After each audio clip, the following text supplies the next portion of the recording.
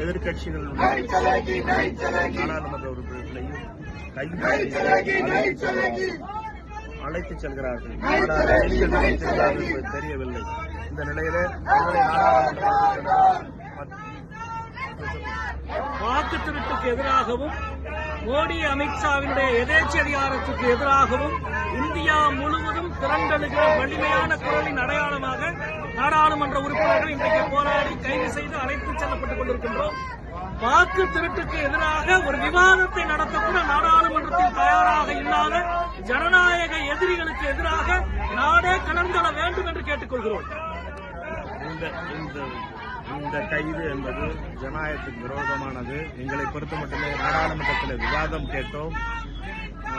தேர்தல் ஆணையத்தை சந்திப்பதற்கு அனைத்து எதிர்க்கட்சி நாடாளுமன்ற உறுப்பினர்களுக்கும் நேரம் கேட்டோம். இது இரண்டும் தடுக்க மறுத்து இந்த அரசு இந்த அநியாயத்தை செய்கிறது.